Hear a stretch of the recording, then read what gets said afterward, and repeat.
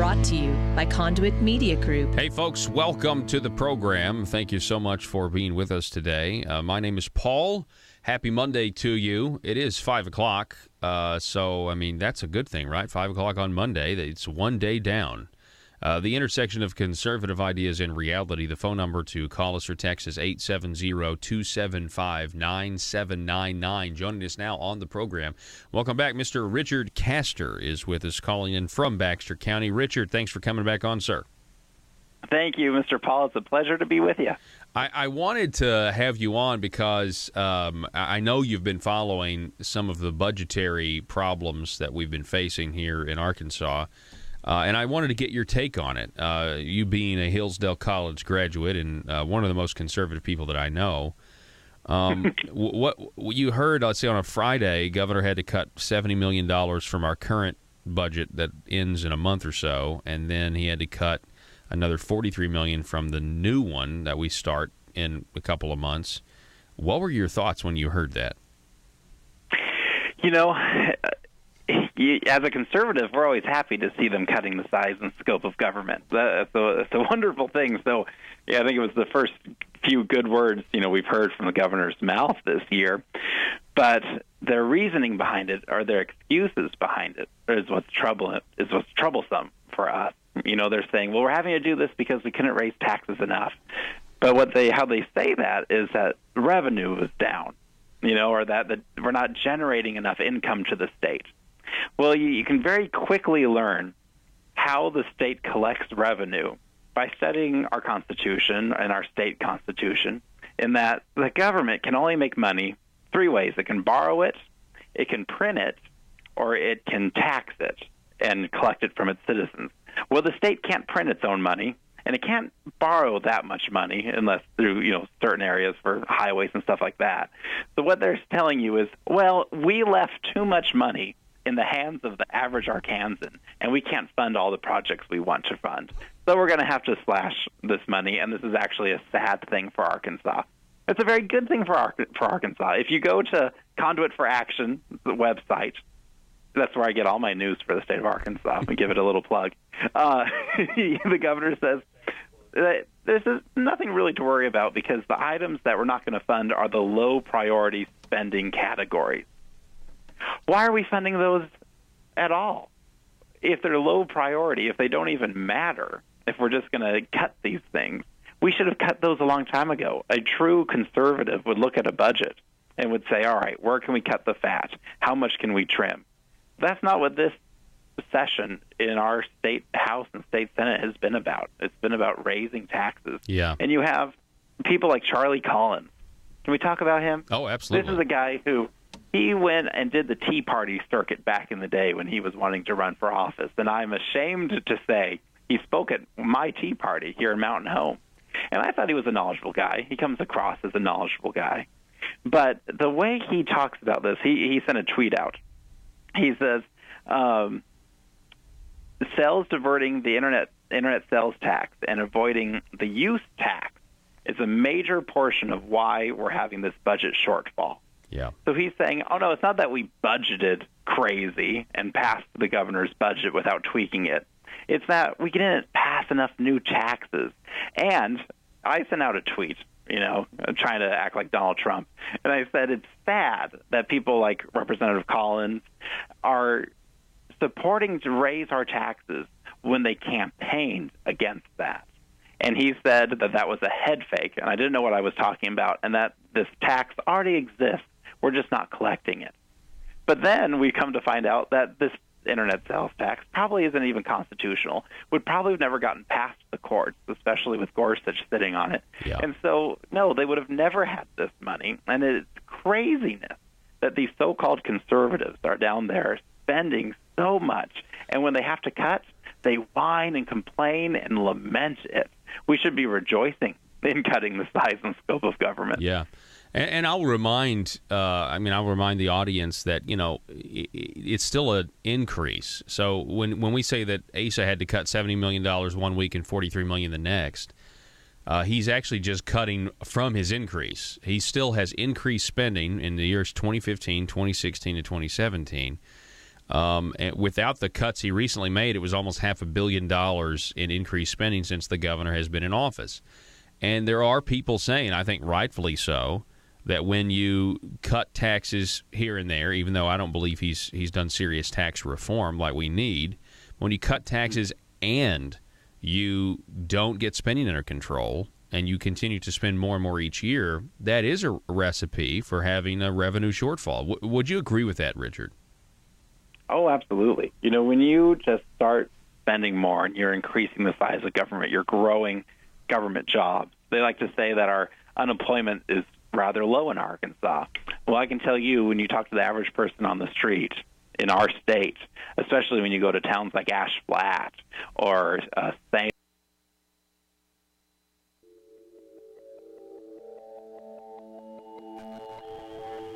The maintenance of a free society is a very difficult and complicated thing, and it requires a self-denying ordinance of the most extreme kind. It requires a willingness to put up with temporary evils on the basis of the subtle and sophisticated understanding that if you step in to do something about them, you not only may make them worse, but you will spread your tentacles and get bad results elsewhere. I think it's time we ask ourselves if we still know the freedoms that were intended for us by the Founding Fathers. We lose freedom here, there's no place to escape to. This is the last stand on earth.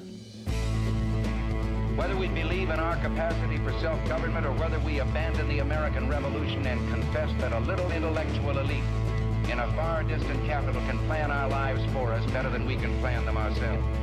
You're listening to the Paul Harrell Program. Hello. Brought to you by Conduit Media Welcome, Group. ladies and gentlemen. Thanks so much for being with us. My name is Paul. You have found the intersection of conservative ideas and reality. We're building a liberty machine here. We want you to help us out if you want to, and text us, call us. That's one of the ways you can contribute to this construction project here. 870-275-9799. That's 870-275-9799. At the intersection of conservative ideas and reality. A lot of stuff going on. I know you guys are probably sick and tired of hearing about Donald Trump Jr. in the news and how this thing just never seems to die. But, we'll see. Mainstream media is going to continue to act like they have something that Donald Trump Jr. just transparently tweeted out. That's got to drive them nuts. If you go read the New York Times reporter who was working on this story, he's acting like that's a huge deal. He's also a little disappointed that it happened because it does. I mean, the first thing that came to my mind was like, oh, well, there's probably no crime or anything was committed if Donald Trump Jr. is just going to tweet out an email chain. You know what I'm saying? I know. Anyway, I know you guys are tired of hearing about that, so let me do my best to speak for limited government conservatism and bring you some news about what's happening in Arkansas today, this morning, and I believe this afternoon as well. The Tax Reform and Relief Legislative Task Force, or affectionately on this program, Tax Farce, decided to have their meeting this morning. Now, we told you yesterday, and I didn't mention them by name, but we told you that there were going to be very liberal groups, or one liberal group in particular, rather, that would be testifying before the tax farce. One of those liberal progressive groups is a group called the Arkansas Advocates for Children and Families. Doesn't that sound so magnificent, by the way? Hey, remember our whiteboard, Pain Point Politics, and what that means? Nothing screams pain point politics than naming a liberal progressive group that focuses on tax policy and calling themselves Arkansas Advocates for Children and Families. These guys know how to play the pain point politics game extremely well. Extremely well. Matter of fact, let's just get you familiar with their website, shall we? Joe, throw this up here when you get a chance. It's aradvocates.org. Arkansas Advocates for Children and Families. If you'll go over to the, let's see, Just go to issues, and then let's see, tax and budget. Are you at? No. Stay on the About page. Yeah, I'm sorry. I had that queued up. What does that say there at the bottom? Promoting economic, when you get to the About page. Their mission, their statement there. Yeah, there it is. Promoting economic security. Now, what does that mean? Why would an organization that's about children and families? I wonder how Family Council feels about it. Family Council is actually for the family unit and family values. But it just depends on who's defining those terms, I guess. Promoting economic security. This is from their website. Arkansas Advocates for Children and Families is a champion for the economic well-being of Arkansas families. We have led efforts to make our tax and budget system more balanced. What do you think that word means? What do you think the word balanced means in this context? More balanced. Including recent victories of exempting most low-income families from the state income tax. Now, what's interesting is that's on their website, but there's testimony from today between Richard Huddleston, the director here, and Senator Jim Hendren, where they did not support the specific way about giving people who make $21,000 or less an income tax cut. They want to do other things, and they really want to get this earned income tax credit. It says, now we're working on securing a state earned income tax credit to help balance our regressive tax system. So you see, already that lets you know a whole lot about this group that was testifying before a committee or a tax farce that is supposed to be there to cut our taxes. Of course, my speculation, and I know your fear out there, is that they're going to go forward with revenue-neutral tax cuts, protecting the state budget, which is what Arkansas Advocates for Children and Families made very clear that they are worried about. They don't want to see government spending decrease. They don't want to see the money go back. Matter of fact, they believe that economic prosperity actually comes from a well-funded, ever-increasing government. Arkansas Advocates for Big Government is what they should call their organization, because but yet they're going before. And again, we asked this yesterday, and I'm sure eventually they're going to have some pro-growth, pro-economic, limited government folks come in and testify. I hope they do. But let me just say this, and when you hear this testimony, look, there are massive Republican majorities in the House, a massive Republican majority in the Senate. Arkansas Advocates for Children and Families should not have a seat at the table. And you know why? You know why Arkansas Advocates for Children and Families, this leftist, progressive, big government group, shouldn't have a seat at the table? Because of the Republican Party platform and a little thing called elections. Elections. No, they shouldn't have a platform to submit their ideas, because their ideas are about growing the size of government and protecting revenue at all costs for the sacred and holy government. I mean, that's their mentality here. They say, well, we're for the working poor. Folks, I mean, they deny the idea that free market capitalism actually helps people, that a competitive tax cut with your neighbors actually helps create more job opportunities for those who don't need to be dependent on the government, that actually need more opportunity. They don't understand. Let me get this. Let me just right. Okay, this is a committee on taxes and essentially economic policy. Arkansas Advocates for Children and Families, they know nothing about economics and what would be good public policy, and yet they were before the committee today. Now, let's go to. I have some audio here. We're going to start from that the Dropbox audio I sent you, Joe. You got that queued up? All right, so this is, I believe, Richard Huddleston. He is the executive director for Arkansas Advocates for Children and Families. This morning, this is what it sounded like.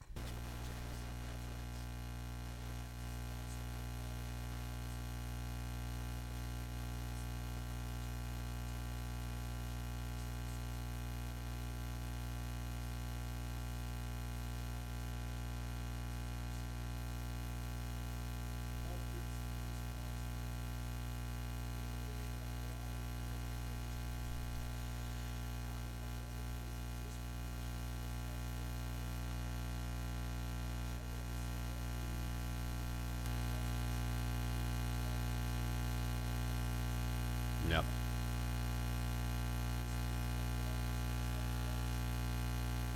Okay. All right. Okay. So you can tell. I don't know if you could hear that. I know there's a really bad buzz in the audio quality. We got better audio coming your way. Yeah, somebody was just saying there's a lot of static coming through. Okay.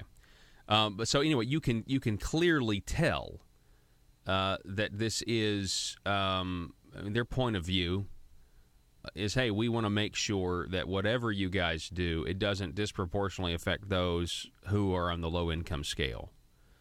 And if you go look on their website, they do have a report from the last task force meeting or tax force meeting where they outline reports back about how Arkansas doesn't have a state property tax and as to why we can't have that. But then they almost editorialize hope that the Arkansas legislature could somehow, if they altered the Constitution, we could have a state property tax and that sort of thing.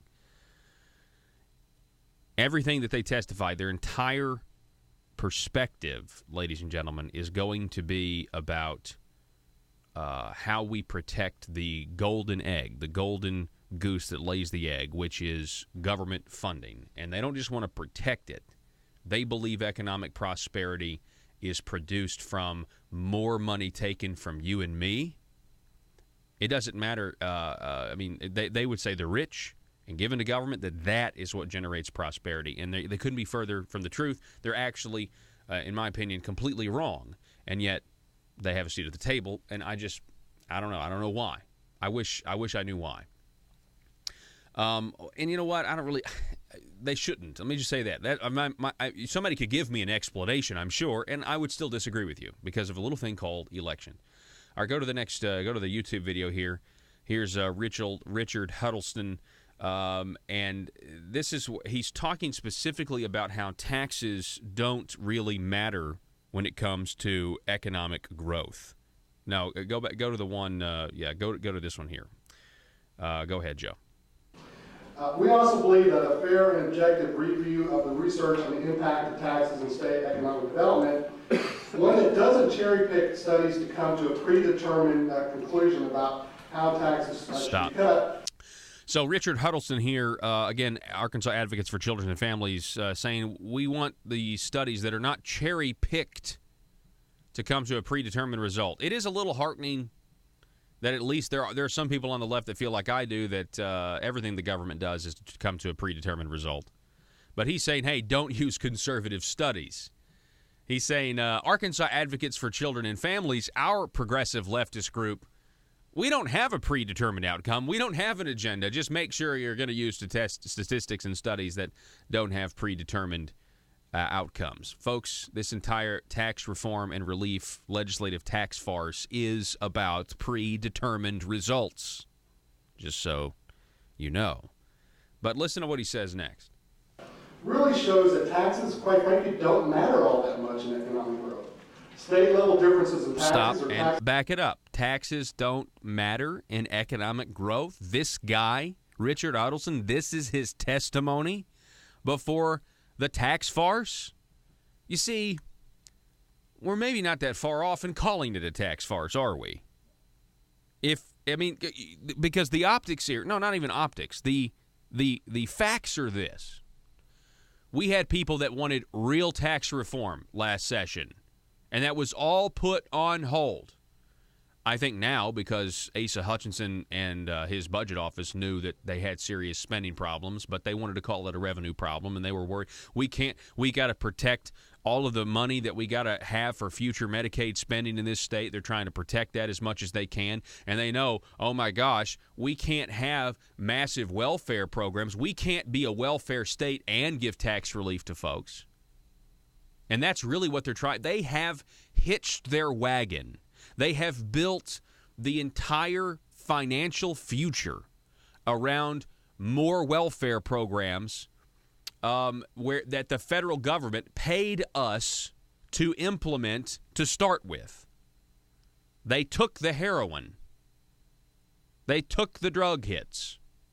And now they are trying to do everything they can to make you think they're governing in a limited government conservative way and actually implementing reforms, but they actually don't have the money to do that because they want to be a welfare state. They don't know how to tell people that if you're able to work adults, you're not entitled to free stuff.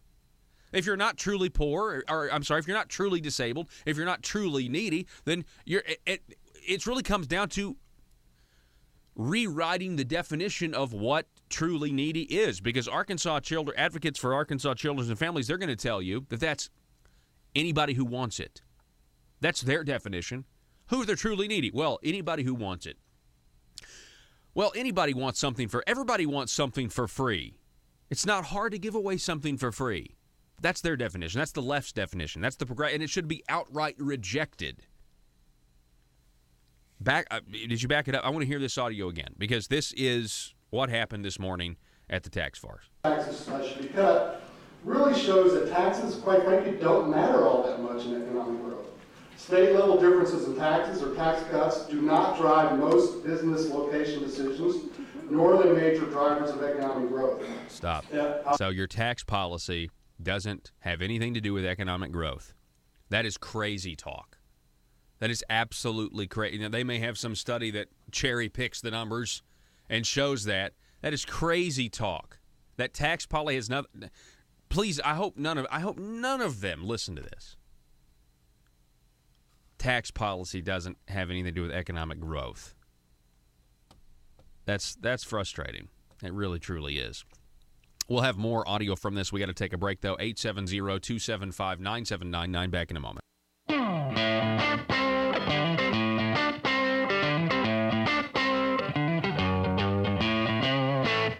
Arkansas small businesses are tired of taxes that are too high and regulations that work as obstacles to small business success. If you own a small business, it's time to take action. Now, I'm not talking about the local chambers of commerce. I'm talking about an organization that's actually run by small business owners and are fighting for small businesses right here in the state of Arkansas. They're called Conduit for Action, and they're on your side. Conduit for Action is here not to get something from the government, but to be left alone by the government. Think of them as your personal advocate for limited government at the Capitol in Little Rock. If you're tired of all the politicians talking with no results and ready for action, start outsourcing your government affair needs with Conduit for Action. Go now to conduitforaction.org and click on Contact Us on the right side of the page. That's conduitforaction.org, and stand up for small business in Arkansas.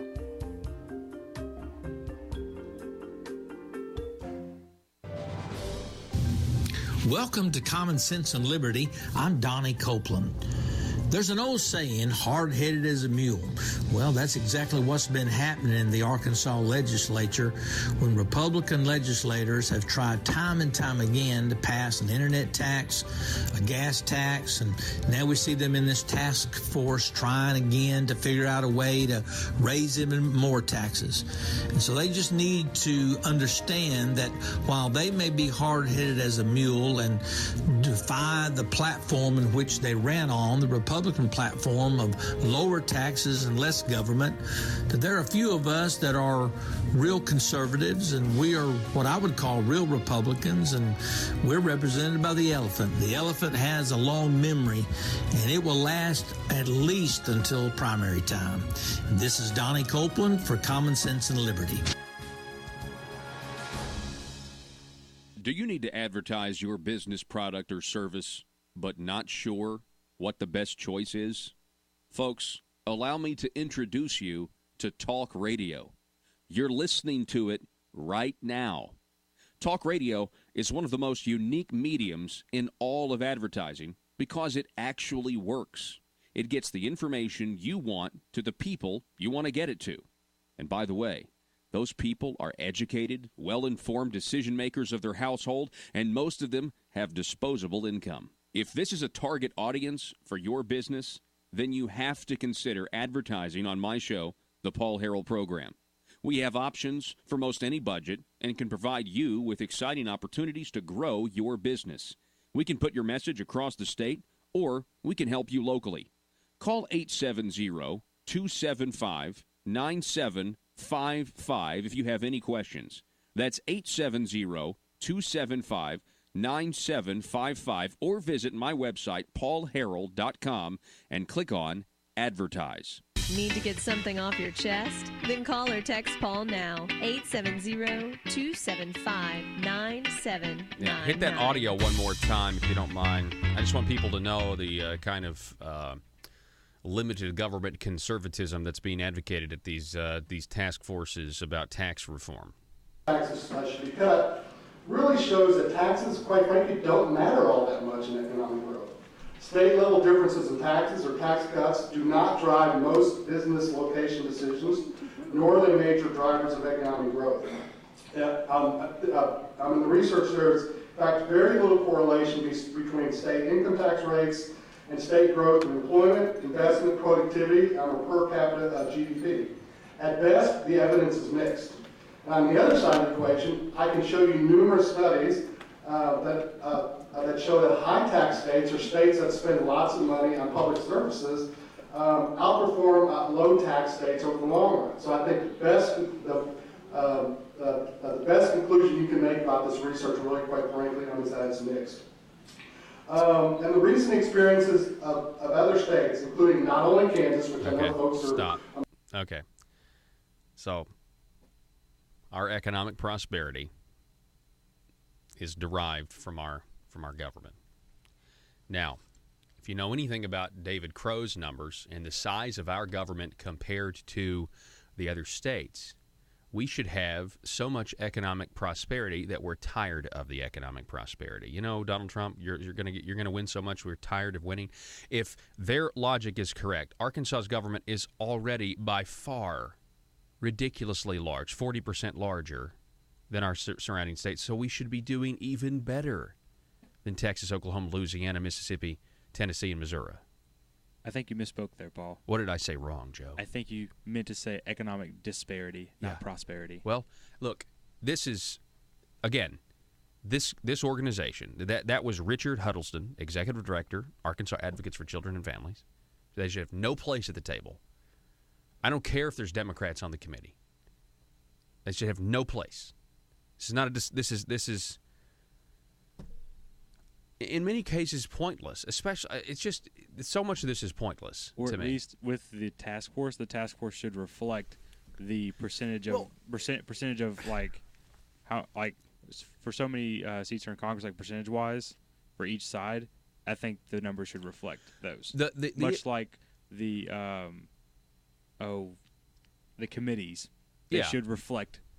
Right. The makeup of the legislature. Exactly. Yeah, well, look, and I just think the larger point here is we elect Republicans because we already agree with their ideas. You don't now have to have a special group of legislators in a tax farce try to figure out what ideas are good and bad. You know what the good ideas are. So why are you listening to these people that think that economic prosperity is derived from the government that wouldn't even exist if it wasn't for the industrious people of the state of Arkansas? Folks, we've tried these ideas of Arkansas Advocates for Children and Families for essentially 138 years that the Democrats had legislative control here. And we're not the better off for it. And at some point, I would like the Republican leadership to throw that back in the media and the history of our states. You know, these are the facts. Man, would it be amazing if we had people who actually took advantage of the bully pulpit that they have and talked about why we don't have the prosperity that everybody's running around, and now we're going to have this tax farce trying to figure out what are the good ideas, what are the bad ideas. Well, we know what the bad ideas are.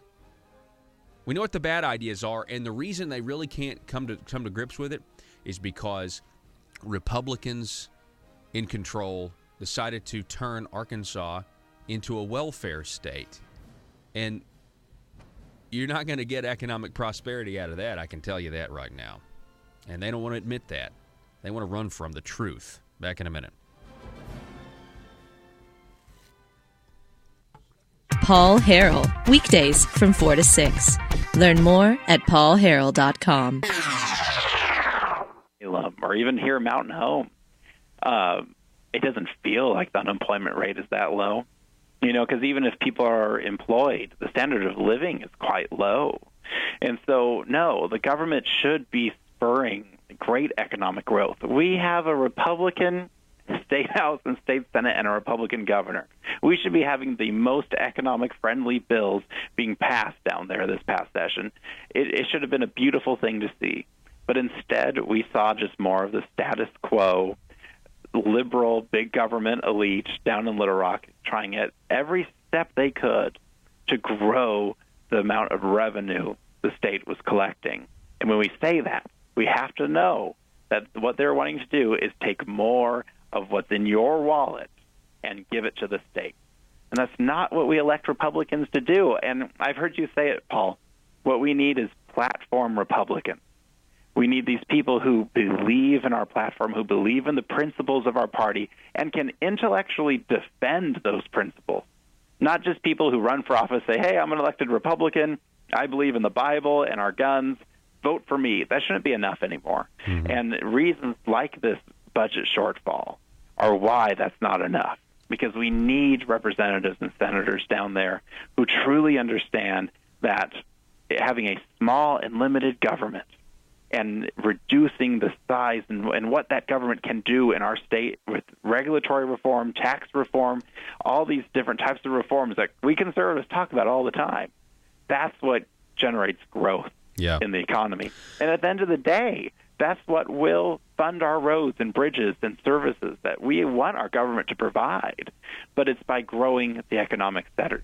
It's not by growing government. That's never how it works. Yeah, you are exactly right. Matter of fact, I think you could make an argument that's possible that some of these corporate shortfalls, that are because we keep giving giant corporations tax breaks, so they don't have to pay as much, because in the name of economic development and so on and so forth. I like how you say, Richard, that the 3.6% unemployment, you look around your town, it doesn't feel that low. I think there are other people as well. There's a headline by Stacy Ryburn, Northwest Arkansas seeing more panhandlers on the streets, officials say.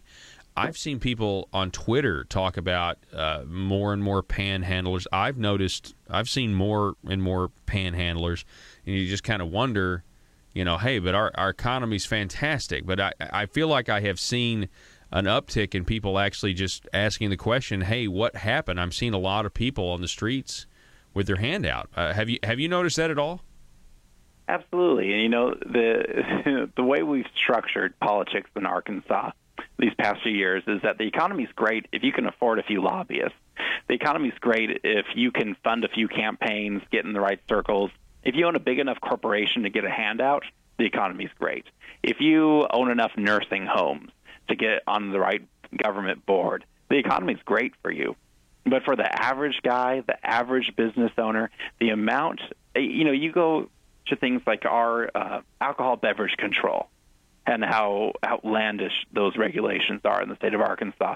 Or you go to ADEQ and how they can go in and cripple a small business in the state of Arkansas if they choose.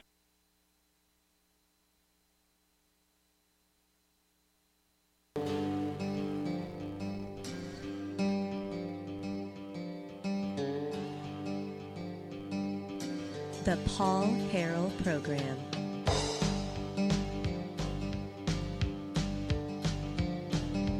(870-275-9799). So after, so I'm going to give you the news here. After Mr. Richard Huddleston from the Arkansas Advocates for Children and Families testified that taxes don't matter, taxes don't really have anything to do with economic growth or economic development in Arkansas. At the task force meeting, the chairman of the task force, Senator Jim Hendren, did have a few things to say, and that interaction sounded like this. Yeah, go ahead. Okay, there was a whole lot of information there, and I just want to ask you a couple ideas because, again, we understand your perspective. But the first one I want to ask you, you mentioned the goods and services necessary to take care of low-income families. Did you support the $50 million tax cut for less than $21,000 returns? We did. It wasn't it wasn't our top preference on how to do that, just because we thought, which Ellie's going to talk about actually in a few minutes here, we thought there was a better, more targeted way, and quite frankly, a cheaper way to provide tax relief for low-income workers. And Ellie can talk about some of the issues associated with the proposal that did pass. Quite frankly, it just wasn't targeted enough in terms of how the benefits flow from the tax cuts. But yes, I mean, we have to give the government credit, have to give you all credit. I mean, you could have easily have said this legislative session, we're going to cut taxes for upper income taxpayers again this session. I mean, you all chose not to do that. And so, even though it might not have been... So, yeah, it's for my purposes, thank you, Richard Huddleston, for at least being honest. You know, yeah. You guys could have actually done the conservative thing, and the pro-economic growth thing and actually cut taxes on people who pay taxes. Imagine that. But you didn't. You cut taxes on those making $21,000 or less. Not a lot of taxpayers. No, they're not paying, you know what I mean? They're not a lot of job creators there. And you did it. Also, you could say, well, this tax cut is going to be worth a total of $50 million. And when we combine that with the $100 million that ASA cut taxes on back in 2015, ASA can run for re-election by saying on mailers and postcards and on TV ads, as governor, you can just hear him saying it. As governor, I've cut your taxes $150 million over 4 years. And he gets the John Brummets and the liberals and people like Arkansas Advocates for Children and Families, the Pain Point Politics Group, to say, you know what, wasn't so bad. You did cut taxes for those, making less than $21,000 a year. You see, it was this is what happened. And we're seeing, I mean, at least in this testimony here, Richard Huddleston is saying, yeah, that's pretty good. For Republicans, that's pretty good. But what he really means is, Republicans who really don't pay any attention to the platform they run on. Did you check out the name of the YouTube video that we were playing?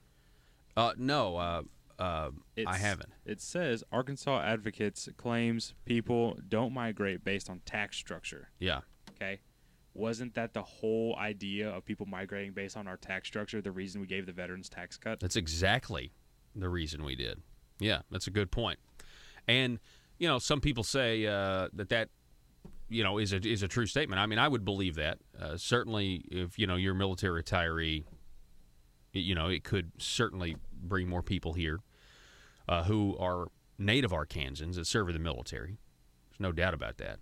Of course, carve-outs in general. I mean, in order to do the carve-out, they had to make other carve-outs, And this whole tax farce is supposedly going to be about getting rid of exemptions.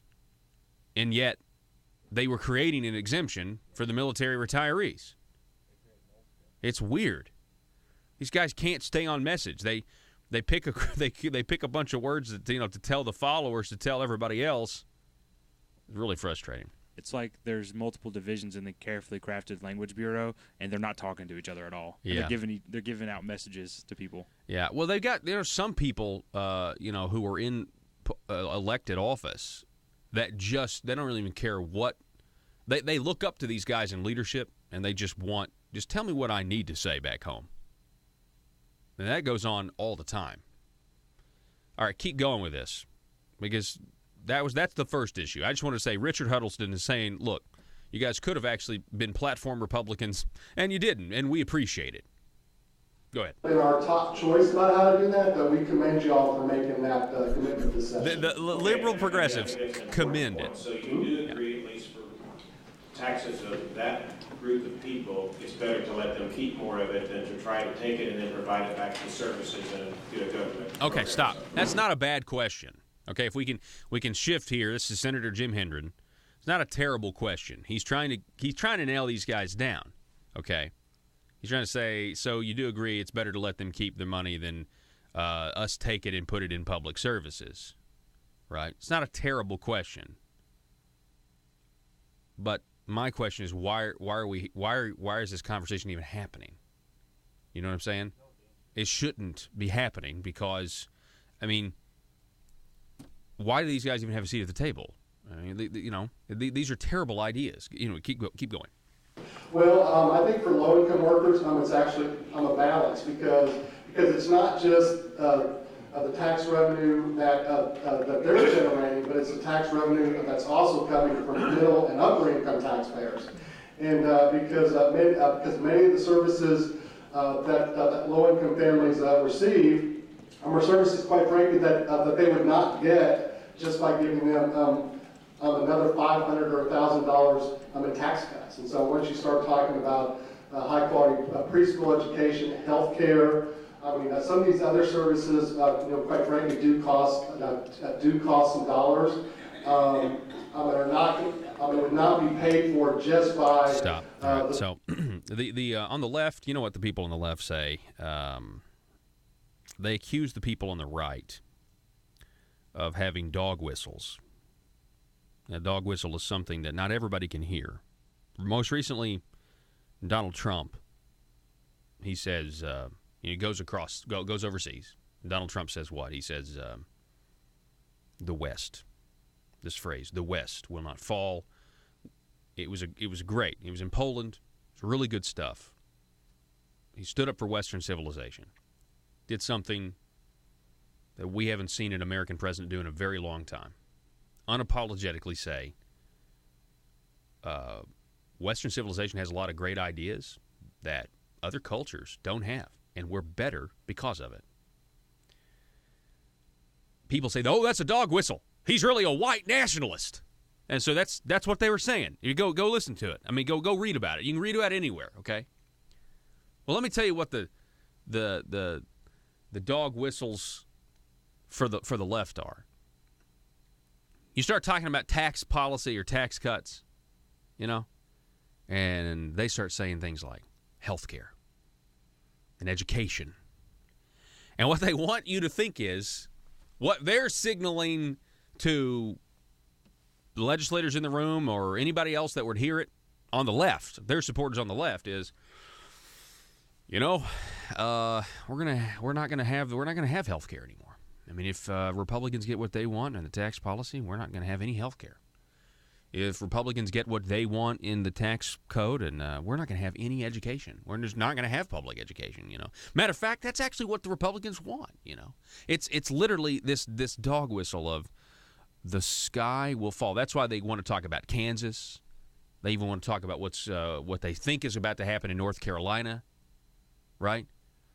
And, the cuts that were made in Kansas. Folks, if you talk to people, and there are Republicans in Arkansas that buy into this Kansas nonsense about how, well, people are terrified they can't keep their schools open in Kansas, and it's because they actually cut the size of government. If you talk to some people, they will tell you the bureaucracies and the people that have a vested interest in seeing the government of Kansas stay as big as it is, did everything they could to sabotage the implementation, the wind down of, or the shrinkage of the government of Kansas, which I fully expect, by the way, if we ever got serious about shrinking government in the state of Arkansas, we would have to have new people at the helm of these organizations. Of these bureaucracies, to make sure that the transition you're doing more with, you've got to do more with less, or you've just got to do less. How about that? Maybe try, you know what I'm saying? Maybe not try to do more. Just try to do less, because we're shrinking the size of government. We're putting more of an emphasis on capitalism, on where our prosperity actually comes from, which is less regulation, better taxation that's not aggressive, not overburdening, that sort of thing. Anyway, so keep going with this, if you don't mind. Sorry. The savings that low-income families get through the tax cuts that they receive. Okay, one other question I get. We're going to have some presentations, I think, which will give us some other point of view with regard to tax policy and the impact it has on migration. But one of the things that you pointed out was that you did not believe, the data did not support that the folks relocated because of a change in tax policy or reduction in the tax code. But then when you did say the reasons for migration, the first one you listed was because of a job. And I guess, would you not agree that sometimes those tax policy and its impact on the ability for a state to provide quality, high-paying jobs does have an impact on migration? We would argue that other factors are much more important in state economic development and the creation of jobs, and I listed many of those during my presentation. Okay, stop. So again, that's the chairman of the tax farce. That's Senator Jim Hendren, okay, who is the majority leader of the Senate, who is one of the governor's nephews, nephew number one, matter of fact. And I would just say his questions and him trying to nail down one of the most progressive liberal groups, the executive director of one of the most progressive liberal groups in our state, Arkansas Advocates for Children and Families, are not bad. It's not a bad cross-examination. I know exactly what he's trying to do, right? And if there were other circumstances involved, I might say, okay, great, this is what we're going to do. We're going to battle it out in the arena of ideas. The arena of ideas is election after election after election that we've had.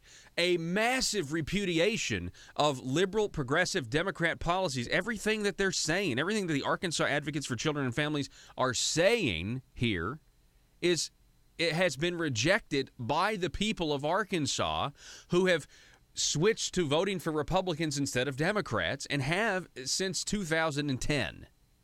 And really, you had more Republicans come in 2008, then more in 2010, and then 2012 they take over, and then in 2014 they have these big majorities, right? I mean, and then in 2015, what do? They can't bring themselves to actually reform things, and here we are, because they hitched their wagon to welfare expansion, and that's what they've done. And they have severely, in many ways, they've enslaved us to, to try to actually think big. And until we get this huge gorilla off of our back and tell people, hey, we're not going to be a welfare state, we're going to have a really hard time moving forward financially in this state. We're going to have a really hard time moving forward with limited government policies. That's my opinion on this. If circumstances were different, go for it. Cross-examine, channel your inner Trey Gowdy all you want. Fantastic, but I can't get over this. As I was listening to this today, I was just like, why are we even having this conversation with Richard Huddleston?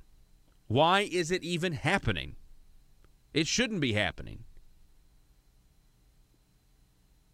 Pointless. That's what I wrote down. I like to take notes while I listen to things and just kind of, throw down words, whatever comes into my head. And pointless. That's what I kind of see here. Waste of time. Here's a tax farce meeting. To me, it's just a complete waste of time. Why do they get to have a seat at the table? You don't need Arkansas Advocates for Children and Families. You don't even need the Heritage Foundation. Let me say that. You don't need Heritage Foundation representatives. You don't need Cato. You don't need conservative think tanks there. Republicans, hello? And me saying that really just undergirds the truth that you don't even need a tax farce. You don't need this exercise that's going to give recommendations this summer and final recommendations September of 2018 for a 2019 session where maybe, hopefully, in a decade, we'll finally get real reform. You don't need any of that. The ideas that have been debated are the ones that were debated on the campaign trail. The ideas that have already been rejected are the Democrats, progressive, and some Republican ideas, by the way. And I say that, not Republican platform ideas, but State Representative Charlie Collins took to Twitter. Remember that? We threw it up on the screen for you several weeks ago, where he talked about, taxing yachts and stuff, taxing purchases rich people would buy. It's like, oh, okay, so taxing the rich, this is now what some Republicans are advocating for is a path forward. The same Republicans, by the way, that think they need even more money from us in the form of a new unconstitutional internet sales tax on out-of-state sellers. The only thing I can think about, and this is the way they think. They don't like Republicans. Now, Democrats, let me say this. Democrats have no problem with sudden change. Democrats have no problem getting elected and saying, we have a mandate and do it. It's only Republicans, okay, who come in and say, maybe. Well, maybe we'll shrink government. Maybe. I don't know. There's only Republicans that do it, that waffle. But then they'll tell themselves things like this. Well, we're going to do this gradually.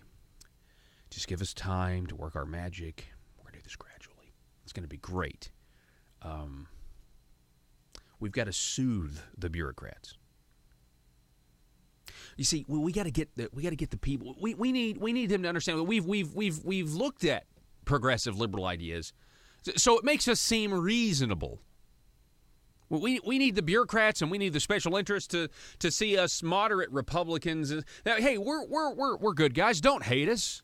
Don't hate us because, we're kind of sort of maybe inclined to do what the people sent us here to do. Don't hate us for it. I mean, when we ran elections, we won elections, we ran them. I mean, and so this is what they think.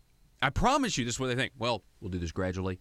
And we'll soothe the special interests. We'll soothe the bureaucrats. And eventually, they'll come around to our way of thinking. And I have news for you. They're never going to come around to your way of thinking because they don't agree with you. They don't agree that smaller government is better. They don't agree that more money left in our own pockets is better because we're actually better at spending it than the government. They don't agree with that. These people believe that economic prosperity comes based on how big government is. These people believe that, you look at David Crow's numbers. Who's going to be on at 5 o'clock, by the way? We'll talk about the 3rd annual Liberty Doesn't Matter Arkansas Tea Party Alliance Convention coming up in September. These people believe that Arkansas is 40% larger than the states around us when it comes to government employees and when it comes to how much we spend per capita on, to keep our government going. These people believe that we are prosperous because of that. And it is our perspective, it is my perspective, that we are not that any prosperity that we do have is actually in spite of it, that we are less prosperous because government is so big and will not get off of our back. We have more regulatory licensing boards in Arkansas than the state of New York has. Let me say that again. The state of New York has more regulatory licensing boards, has less than we do. Sorry. Arkansas has more. It's unbelievable. That's the stuff. Now, you want to put a tax farce together to tackle that? Maybe I'd support it. Maybe you get one big bill. Let's find all the regulations that have nothing to do with public safety and are just keeping people from being able to open up businesses and be a plumber or an electrician or whatever. Let's get rid of all of them that have to do with public safety.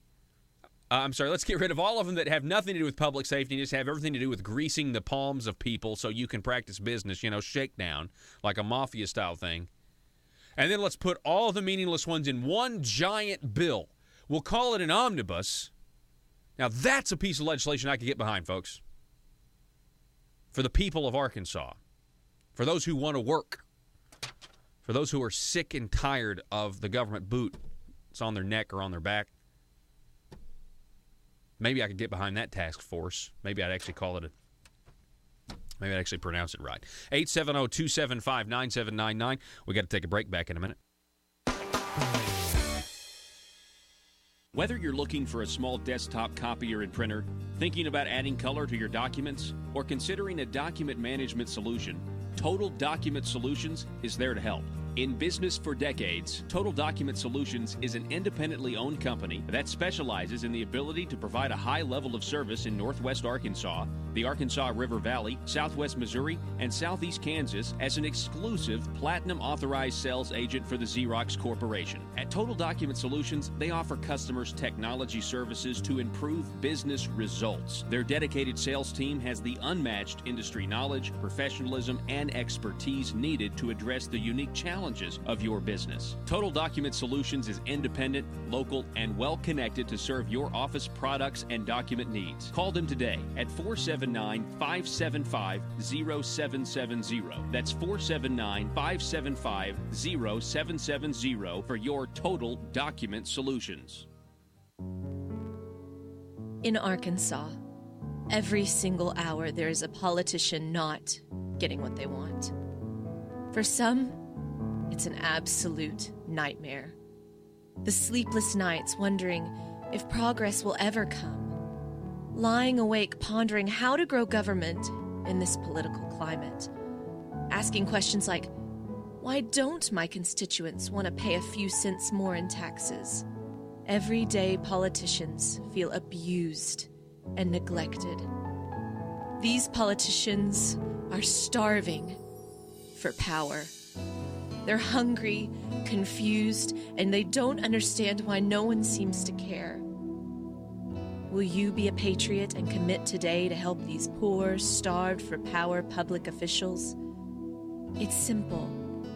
All you have to do is commit to stay silent and never dissent or stand in the way of your politicians' rise to power. Never speak up or get engaged to stop the growth of government. By committing to these simple steps, you will ensure the life of your politician will be filled with contentment and the respect they are desperately seeking, as well as campaign contributions from lobbyists. This message brought to you by Aristocrats Serving Arkansas. PHP Parody.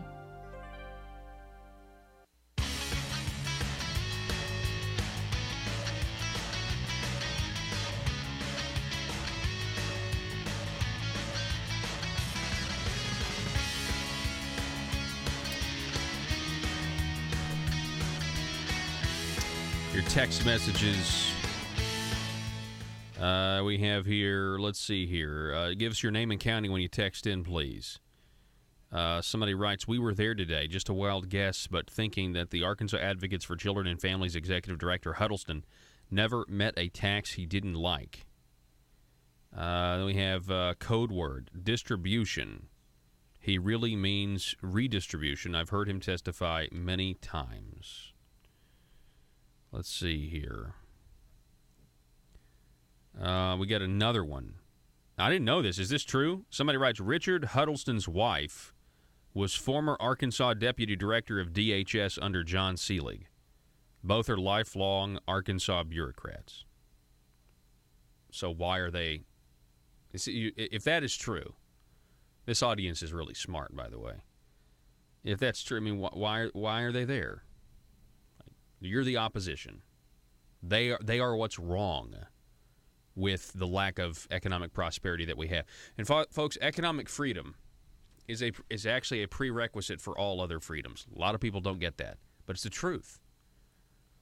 Because it's if you don't have economic freedom to better yourself, to provide a service, or to provide a product to society for a profit, how else are you? I mean, how are you ever going to have any privacy? How are you going to be able to, let's say, I don't know, own some property, own some private property where, and private property is a prerequisite for freedom as well.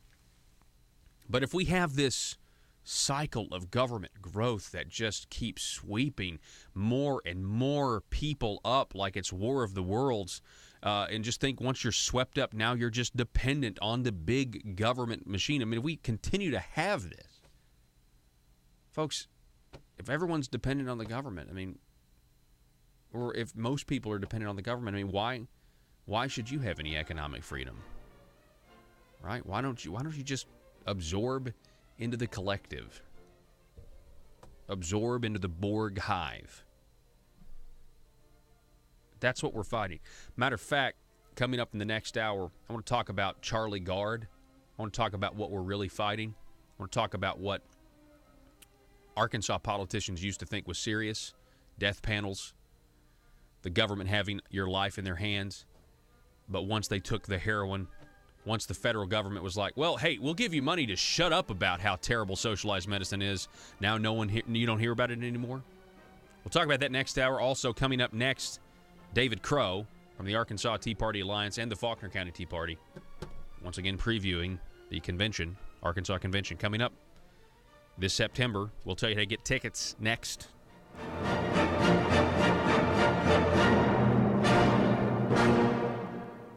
Rush, Glenn, Sean, and Paul. This is Jonesboro's 1013 FM News Talk, KBTM.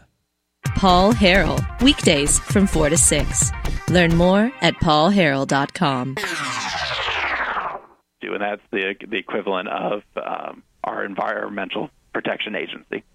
So we have it's basically a microcosm of our federal government down in Little Rock, and you'd think we would be in an Arkansas springtime with the very first time in 100 years that we have a state house and state senate, and our constitutional offices controlled by Republicans.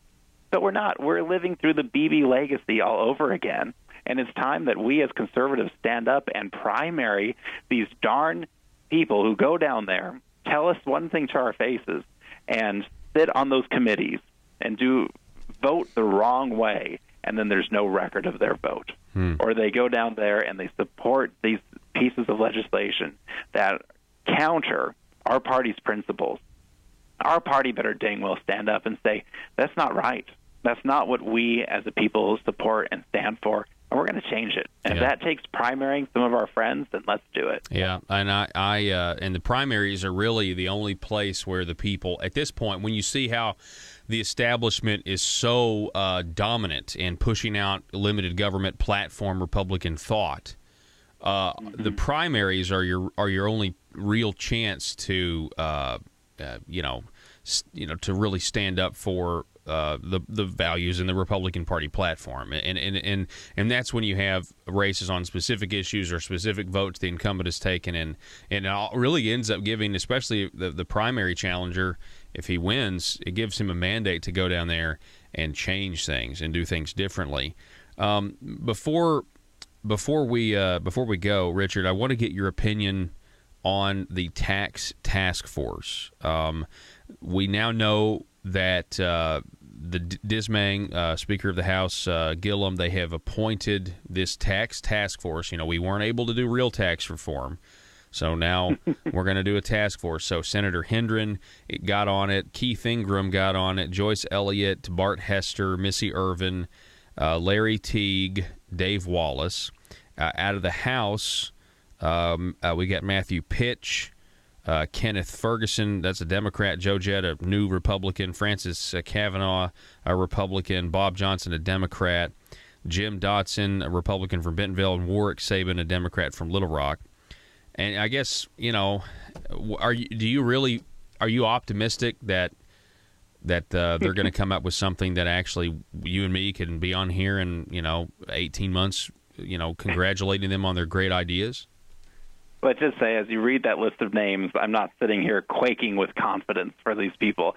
I think that what we'll see is new calls for revenue generation and all these terms that we've heard this past session, where they're going to call for a increase in government revenue and a decrease in what people take home and feed their families with. And that's something that, any chance we as conservatives get to call our state reps and state senators and say, listen, I know about this task force. Even if you're not on it, voice our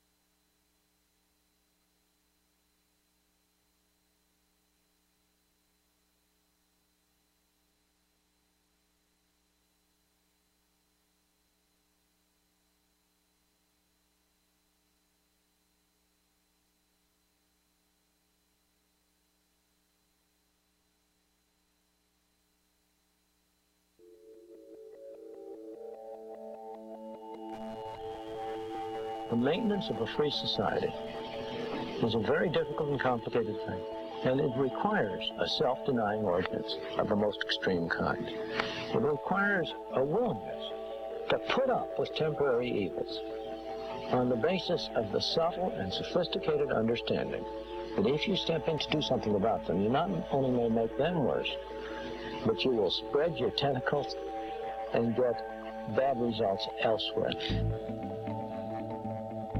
I think it's time we ask ourselves if we still know the freedoms that were intended for us by the Founding Fathers. We lose freedom here, there's no place to escape to. This is the last stand on earth.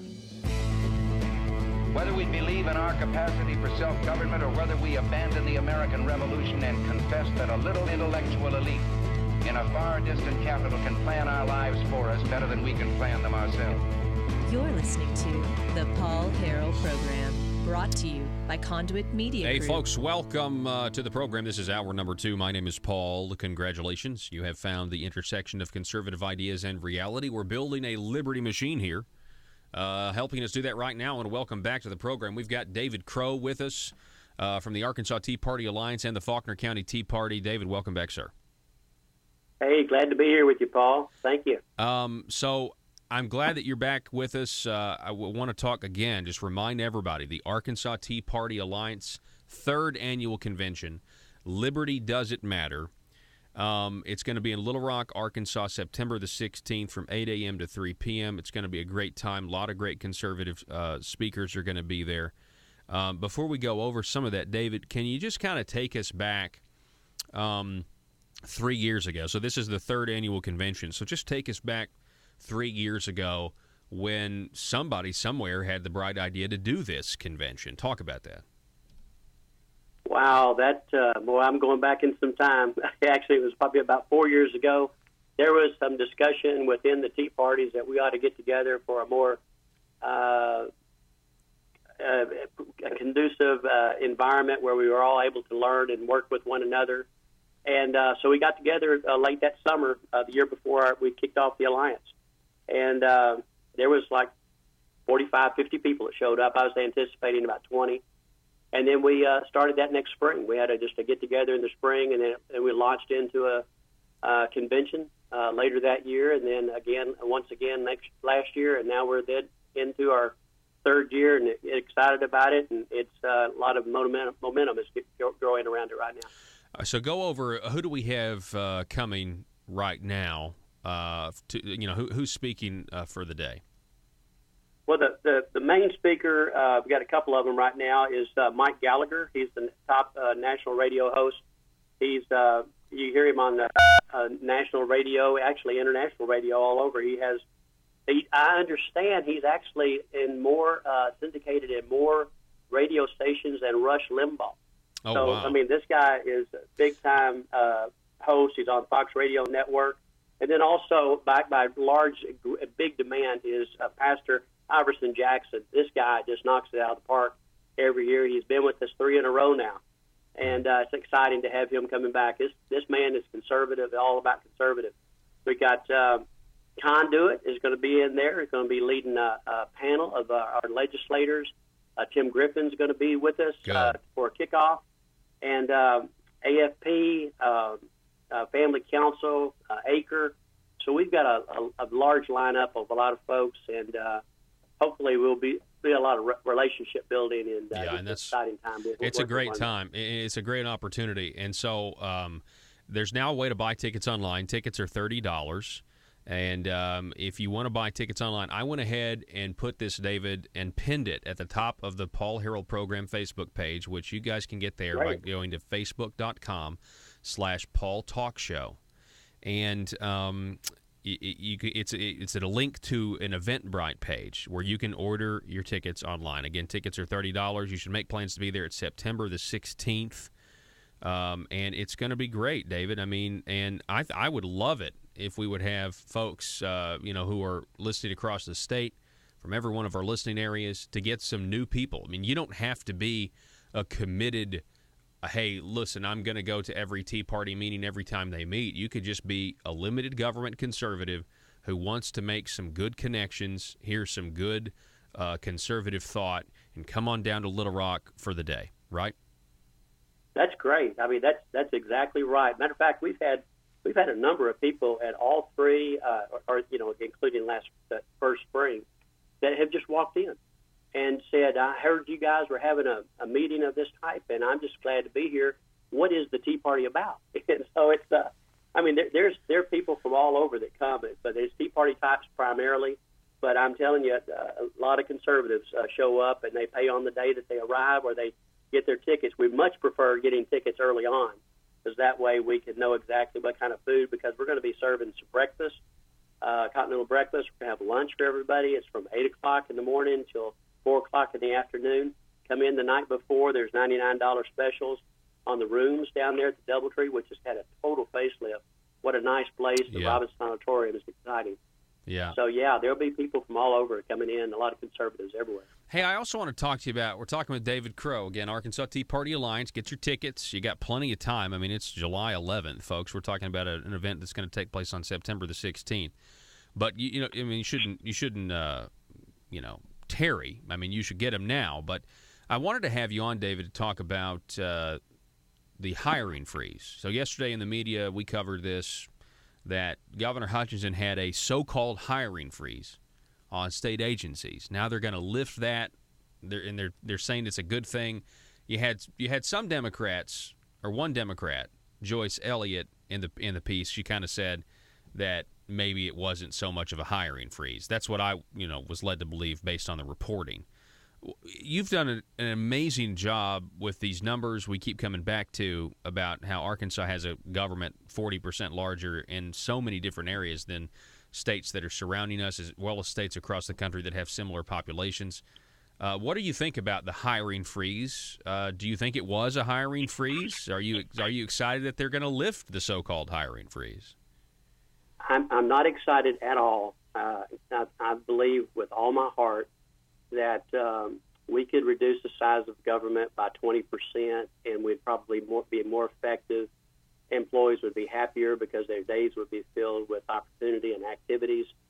I think that we have a bloated government. Having said all that, I'll just go back and let's assume for the moment that they're accurate in that 1,400 positions were terminated or eliminated.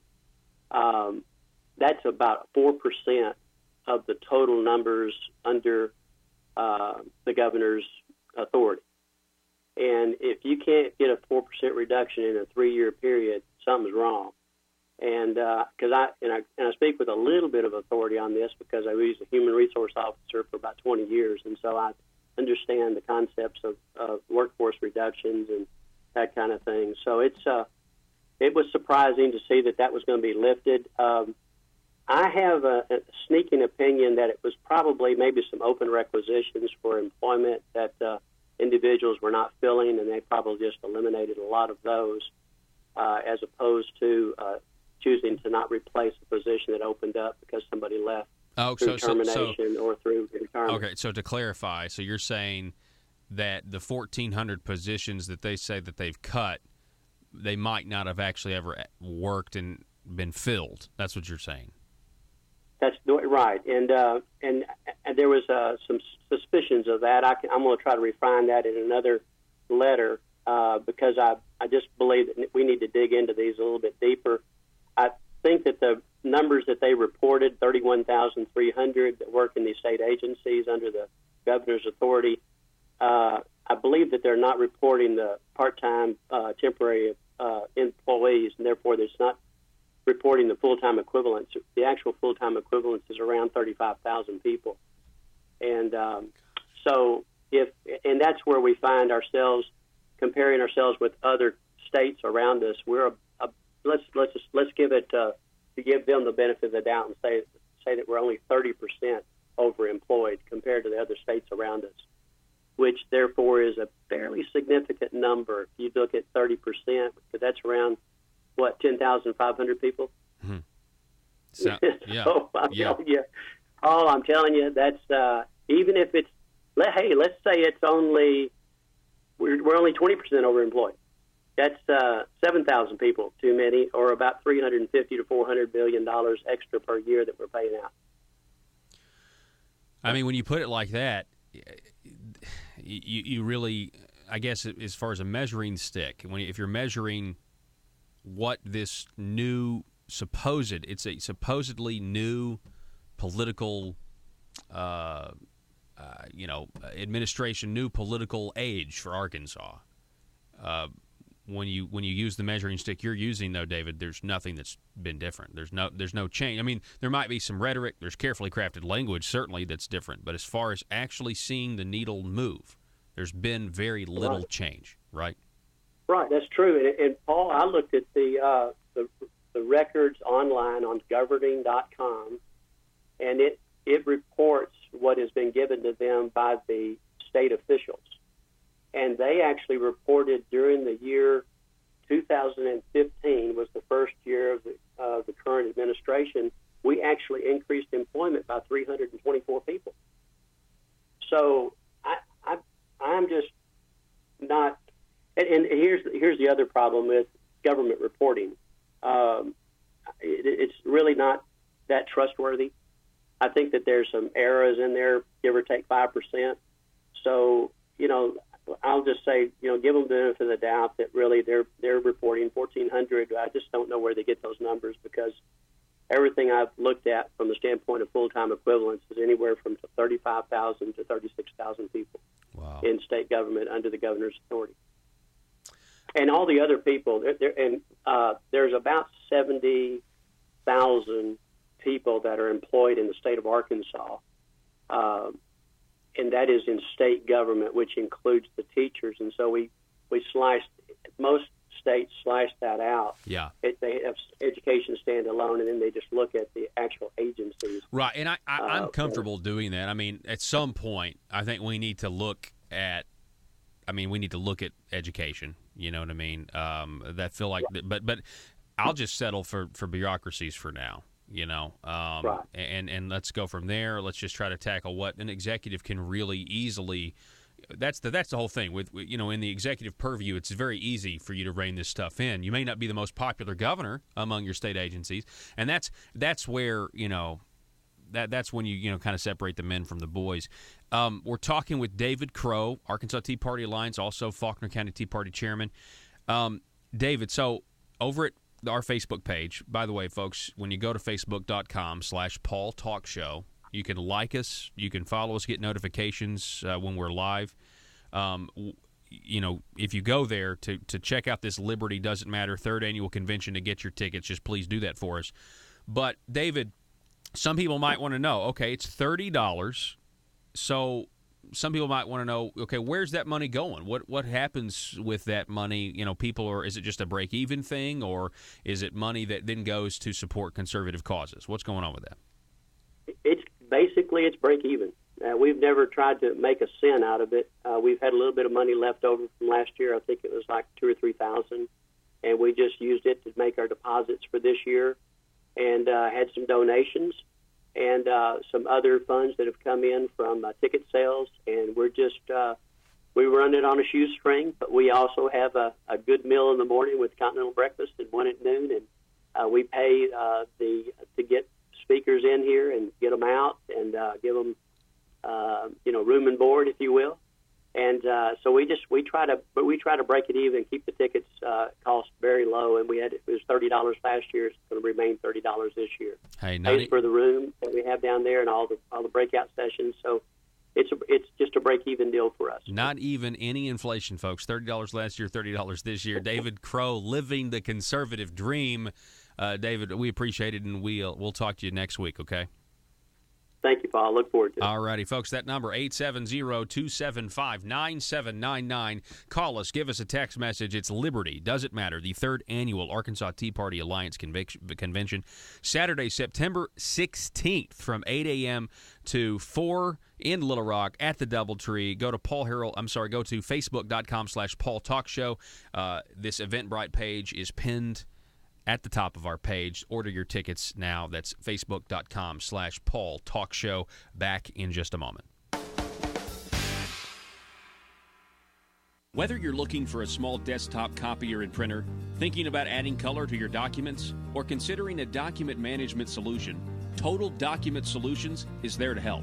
In business for decades, Total Document Solutions is an independently owned company that specializes in the ability to provide a high level of service in Northwest Arkansas, the Arkansas River Valley, Southwest Missouri, and Southeast Kansas as an exclusive Platinum Authorized Sales Agent for the Xerox Corporation. At Total Document Solutions, they offer customers technology services to improve business results. Their dedicated sales team has the unmatched industry knowledge, professionalism, and expertise needed to address the unique challenges of your business. Total Document Solutions is independent, local, and well-connected to serve your office products and document needs. Call them today at 479-575-0770. That's 479-575-0770 for your Total Document Solutions. Arkansas small businesses are tired of taxes that are too high and regulations that work as obstacles to small business success. If you own a small business, it's time to take action. Now, I'm not talking about the local chambers of commerce. I'm talking about an organization that's actually run by small business owners and are fighting for small businesses right here in the state of Arkansas. They're called Conduit for Action, and they're on your side. Conduit for Action is here not to get something from the government, but to be left alone by the government. Think of them as your personal advocate for limited government at the Capitol in Little Rock. If you're tired of all the politicians talking with no results and ready for action, start outsourcing your government affair needs with Conduit for Action. Go now to conduitforaction.org and click on Contact Us on the right side of the page. That's conduitforaction.org and stand up for small business in Arkansas.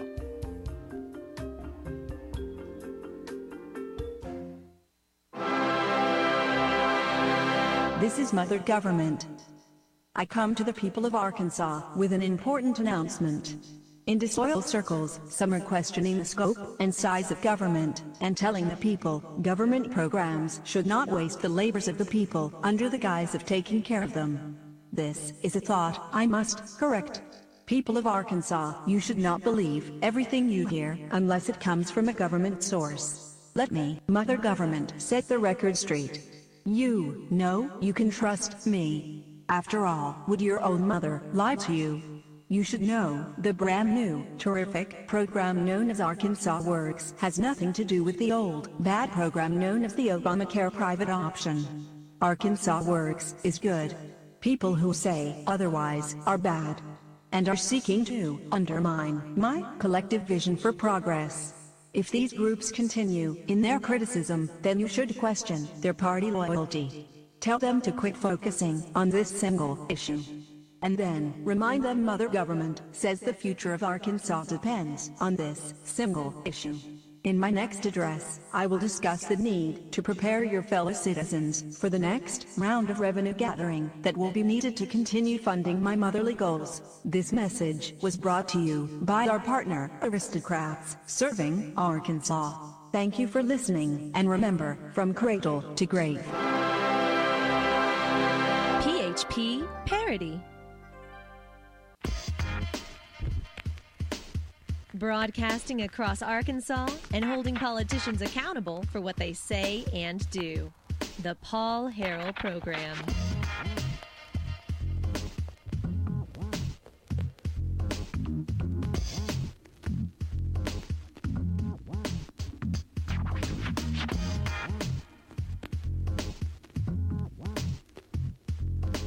Have you guys heard about Charlie Gard? I'm sure you have at this point. I want to reiterate the story to you that you've heard probably many times because, well, considering the fact that I'm a new father, it certainly has a new meaning to me. But in the context of Arkansas politics, a couple of observations I want to make between now and the closing of the show. This is from the Los Angeles Times.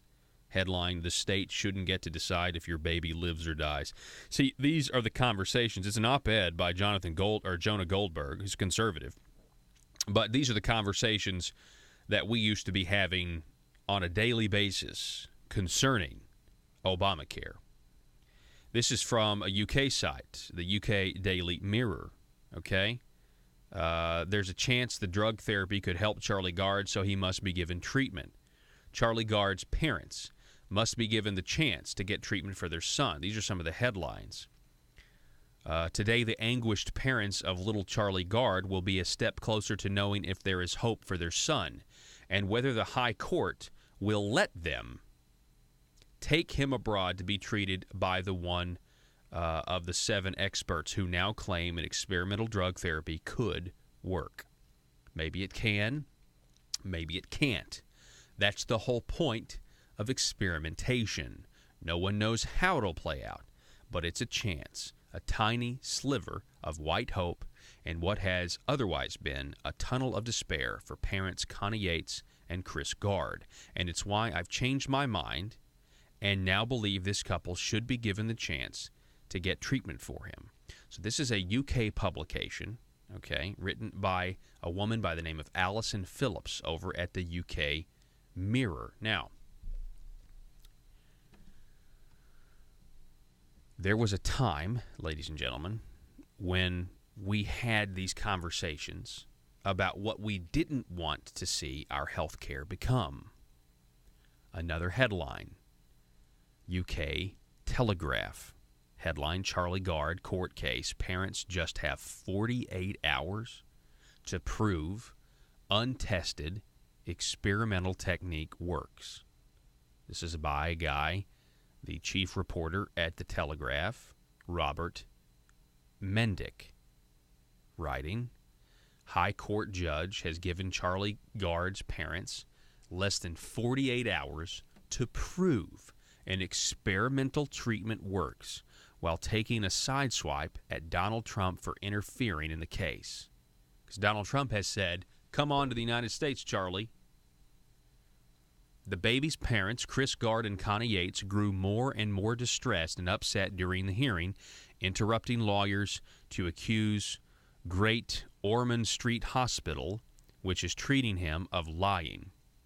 In one impassioned plea, Miss Yates, 31, said, "He is our son. Please listen to us." I'm not reading a novel about a dystopian future here, folks. I'm reading what's happening in the United Kingdom. Mr. Gard, 32, said in another interruption of Great Ormond Street's lawyer, quote, when are you going to start telling the truth? They are lying to you. At the end of the hearing, Mr. Gard walked out and punched the wall in frustration. Mr. Justice Francis ordered Charlie's parents to provide new evidence that would show an untested therapy would be effective. High Court judge gave the couple until 2 p.m. on Wednesday to produce the material ahead of a further hearing on Thursday morning to decide the 11-month-old's fate. That's right. A court will decide whether an 11-month-old child will live or die.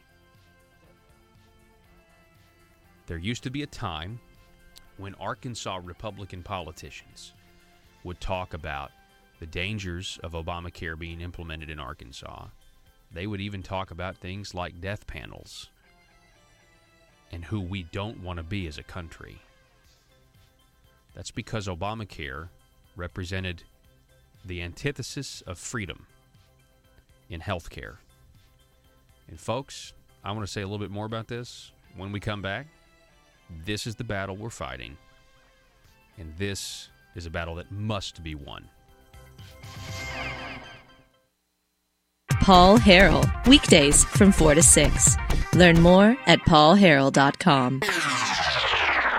Concerns that we don't want the government to grow. That's not why we put you people in power. Mm-hmm. We gave you this chance to govern our state.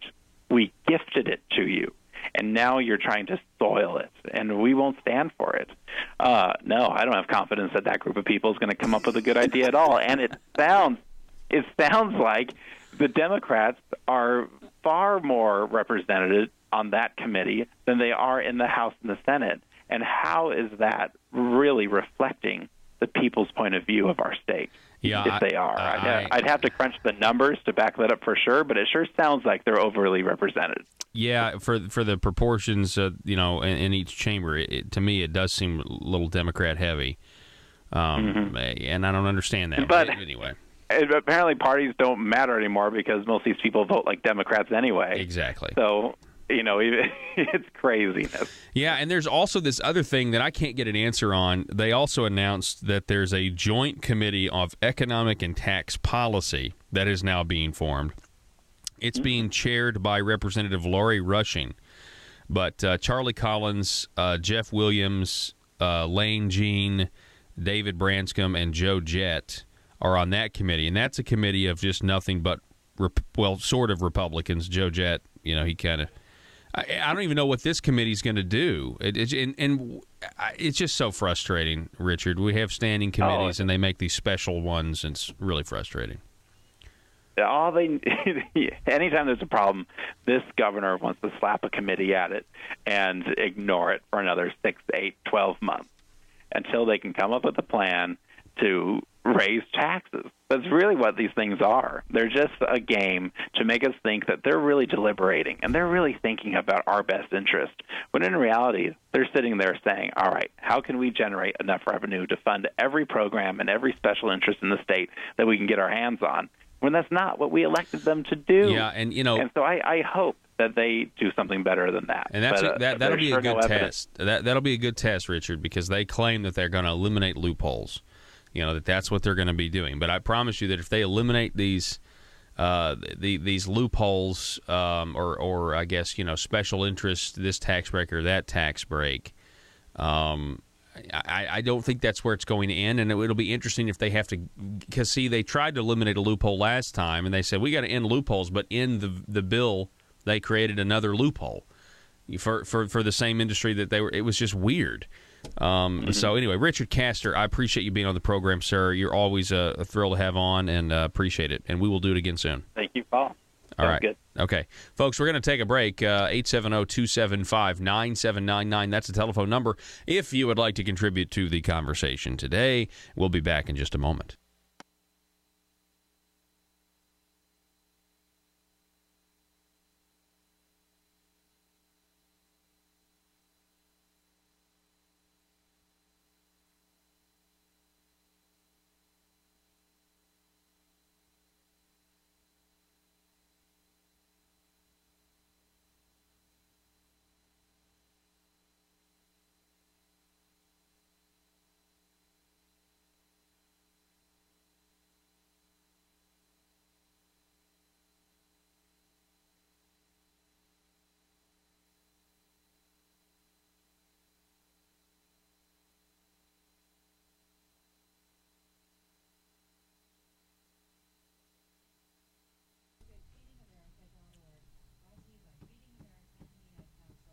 Watch Paul live at paulharrell.com. It's free and available 24 hours a day, 7 days a week, because the Liberty Machine never sleeps. All right, we're talking about Charlie Gard in the context of American socialized medicine, the road to socialized medicine. I do have a text message I got from actually got this text last hour. Let's see, Joe in Fulton County listening on 97.1. Paul, we can rant and rave for sovereign health care all we like, but the fix is in. A judge once told me that, like a squirrel, I had the right to squeal before I was skinned. Health care's too far gone. Medical providers are being proactive now in the charging of procedures to mirror those in the UK National Health Service. Christ will sort it out shortly. Until then, we're all socialists now. Cheers. Joe, Fulton County. Joe, I hope you're wrong. Not about the Jesus part, but about us all being socialists and there's nothing to do. I will tell you, I mean, looking at what's happening to these parents being told by the government that their child has to be killed. You just got to let him go. Turn it off. I got to say one thing. I mean, United Kingdom doesn't have a Second Amendment over there, do they?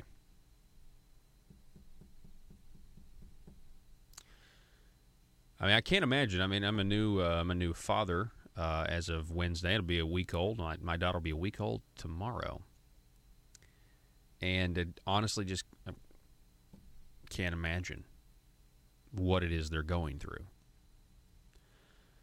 from the UK Telegraph. In a seeming swipe at the United States president, who posted on Twitter a week ago, "If we can help little Charlie Gard, we'd be delighted to," Mr. Justice Francis told the court, "I have to decide this case not on the basis of tweets, but on the basis of clear evidence." He added, "I understand the parents will grasp at any possibility of hope. They just want a chance to try. They want to take their child, and they want to come to America to try." Now,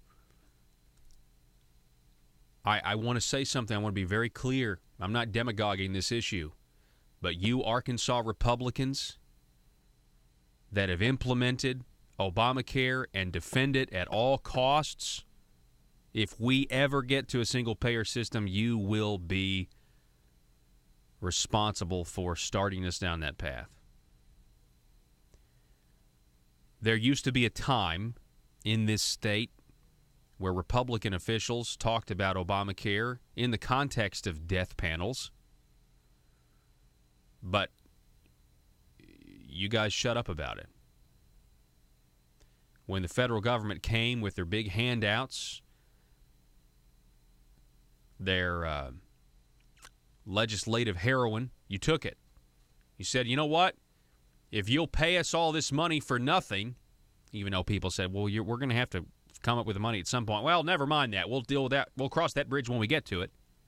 If you'll pay us the money, we'll shut up about how bad Obamacare is. We'll shut up about socialism and what the end game is for these people, like Barack Obama, Marxist in chief. This man, you implemented you implemented a system endorsed by a guy who grew up around Frank Marshall Davis. You guys realize what you did, right? You guys realize what you did.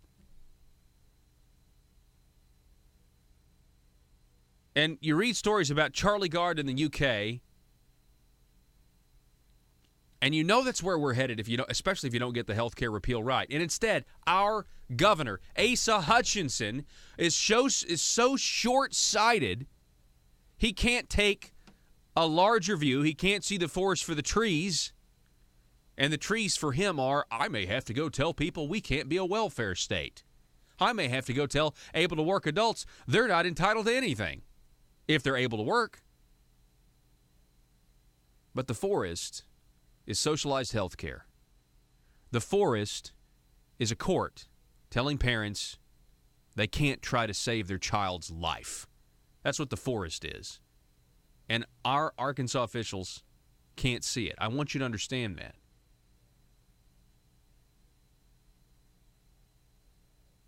There's a form of moral bankruptcy that's on display here. You just got to know how to look at it. It's sick. That they can't look at this from an ideological perspective.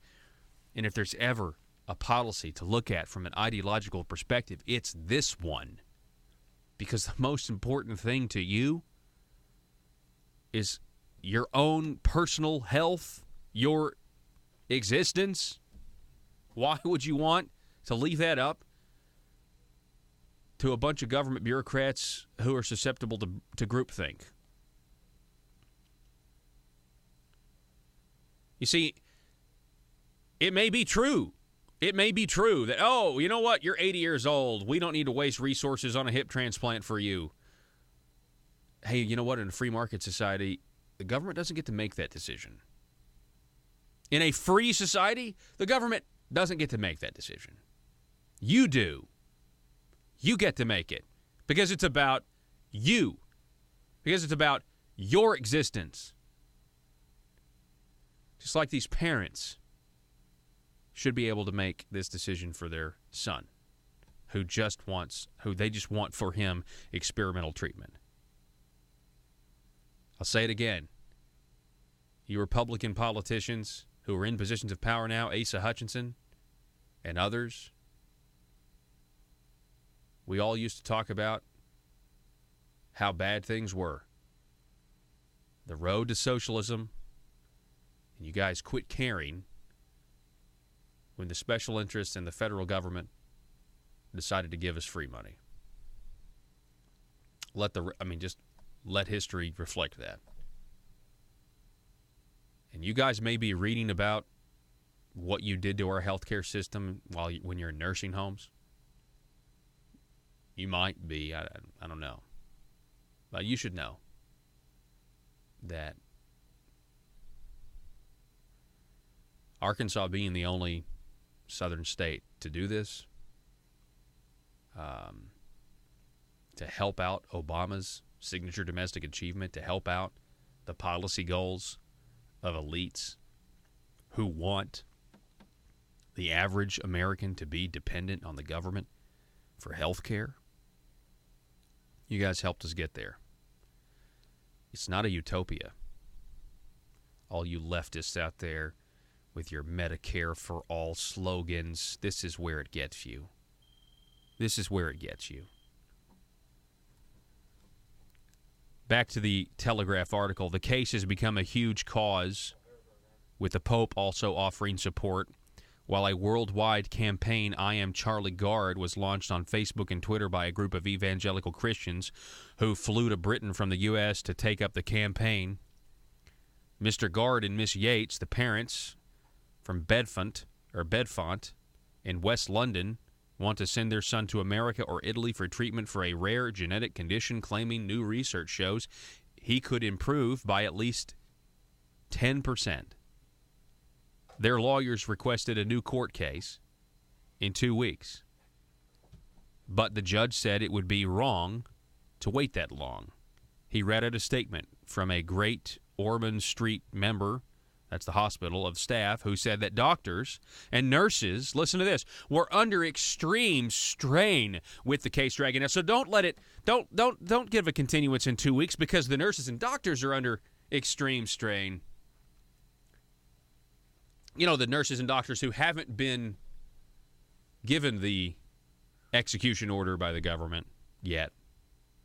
They're young and presumably judged to be productive members of society, so they're good to go.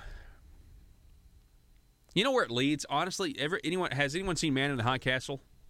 It's a great show. Amazon Prime, Man in the High Castle. Got to watch it.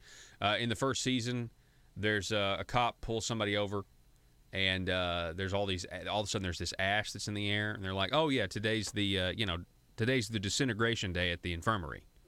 You know, where they basically say, "All right, are you getting any better, old person? All right, well, time for euthanasia. You know, time to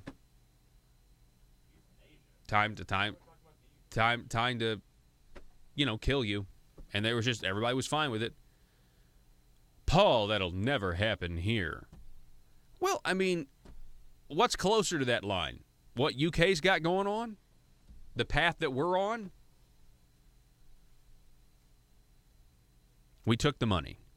People shut up about trying to stop the socialists' ideology. Arkansas took the money. And here we are. I want to read for you. Let's see. Is this Jonah Goldberg in the LA Times? The state shouldn't get to decide if your baby lives or dies. Charlie Gard's parents are doing the wrong thing, and I'd probably do it too. Charlie Gard, if you haven't heard, the 11-month-old baby whose plight has become a popular cause in England and increasingly the United States. Charlie seemed like any other healthy baby when he was born. His parents, Connie Yates and Chris Gard, were ecstatic.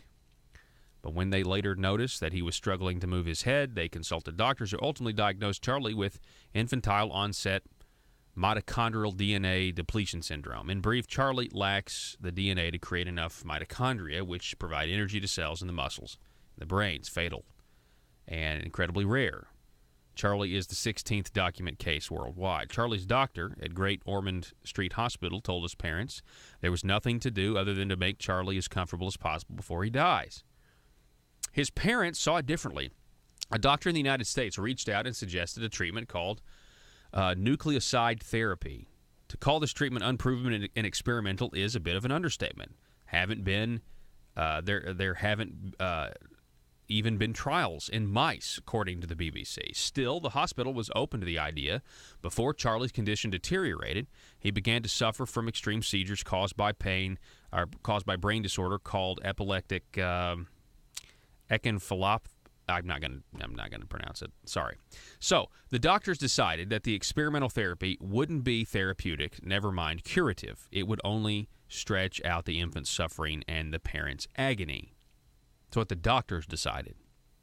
Legal battles ensued. Crowdfunding efforts were launched. Petitions were signed. Tabloids unleashed their fury, sometimes cruelly hyping the likelihood for a cure. The case went all the way up the ranks of the British legal system and then, on final appeal, to the European Court of Human Rights, which on June 27th refused to overrule the hospital. The European Court of Human Rights. Whew. But on July 3rd, Pope Francis, President Trump expressed support for the parents. On Monday, the British High Court reopened the case in light of claims of new evidence that there are possible treatments abroad. From everything I've read, Jonah Goldberg writes, and the doctors I've talked to, that sounds extremely unlikely. The theoretical window for nucleoside therapy to have helped has almost certainly closed. Charlie is brain damaged on a cellular level, can't breathe without a ventilator. The doctors and courts believe it would be best for Charlie to pass as peacefully, as comfortably as possible. Still, that's not the issue here, though, folks. The issue here is whether or not the state gets to decide. Still, the parents are undaunted. As Father Chris Gard said, there is nothing to lose. He deserves a chance. As a parent, never mind someone who had to take his own brother off a respirator, I have nothing but sympathy for Connie and Chris. But it's not quite true that they have nothing to lose. He goes on about the agony of dragging this out, the real price, and that sort of thing. He says, he writes, if I were counseling them, I would suggest it's time. But if I were their doctor or one of the judges presiding over the case, I would let them take their baby for treatment. Some of my friends on the right, for understandable and laudable reasons, want to make this case about right to life, euthanasia, various appeals to hope and faith. I see it far more a matter of due process. In every liberal democratic country dedicated to the rule of law, the state has to jump through hoops to deny citizens their rights. Even when the state knows a criminal is guilty, it still must go through the motions to prove its case. Charlie's parents aren't criminals. They're distraught parents. Parents have rights. They aren't absolute rights. Parents can't kill their children or let them die through inaction, but the state can. Societies depend on the principle that parents and their children's are their children's best guardians. It's appalling for the state, particularly one that runs the healthcare system, to claim that it, not the loving parents, have the final say. It is appalling. It is appalling. Question is this where we're headed? And the answer is yes. I want you to know that the UK still consider. I mean, the UK represents Western civilization, right? You were talking about Western developed countries, right? And yeah, they don't have any guns. Let me say this. I would say I value. I mean, when it comes to this kind of reality, I would value the Second Amendment, right? I would value the Second Amendment more than probably ever have in my life, if I'm going to be honest about it. I mean, it's just that this is what it is. But in summary, in Arkansas, there used to be a time when death panels were talked about, and the overall rejection of Obamacare's ideology and its creating dependency to take us to a single-payer system was talked about. And now, from our Republican governor and people in Republican leaderships, they protect it at all costs. They don't see what they are enabling. It used to be the Democrat Party in control of Arkansas. Let me say this again. The Arkansas Democratic Party, when they were in charge, they used to enable the policies of the left. And now the Republicans are enabling the same policies. They just had to be paid to do it. The state of Arkansas had to get some free money in order to shut up about the pitfalls and terrors and tyranny of socialized medicine. Just an observation. Got to take a break. Back in a minute.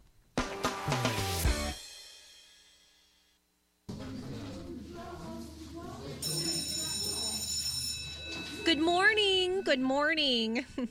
Congratulations, you have made it to the Bureau of Carefully Crafted Language, where we strive to offer politicians the very best in ambiguously specific language, the purpose of which is to allow our politician bosses to grow government and keep their constituents in the dark.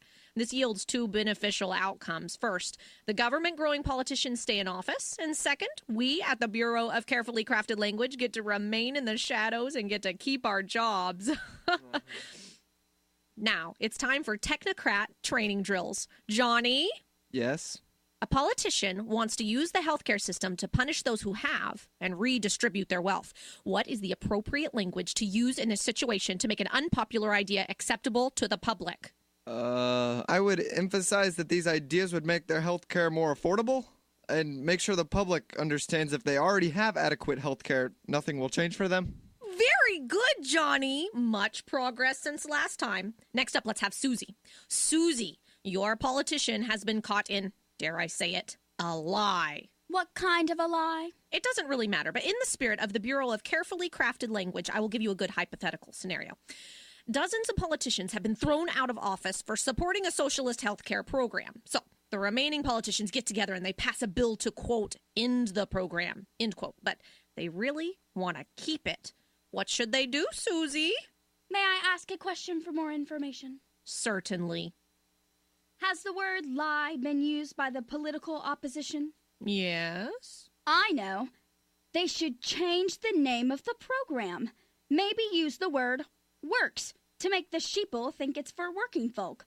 Then they should go on the attack and get the public distracted.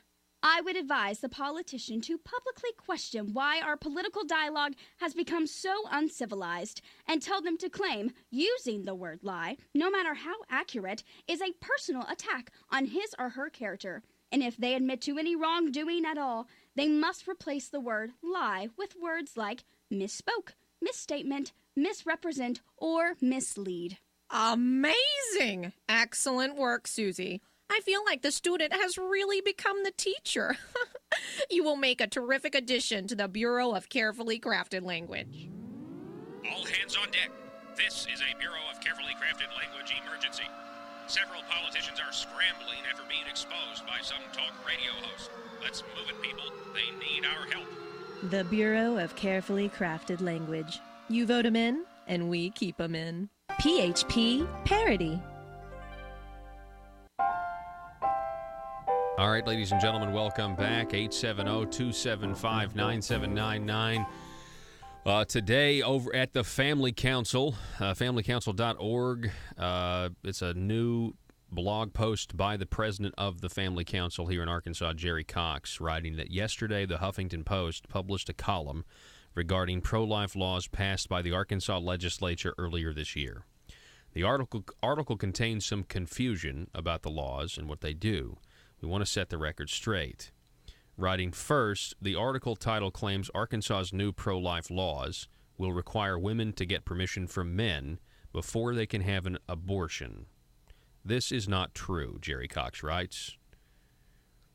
This title seems to be based on a debunked argument a few people tried to use against Representative Andy Mayberry's bill to ban dismemberment abortions earlier this year.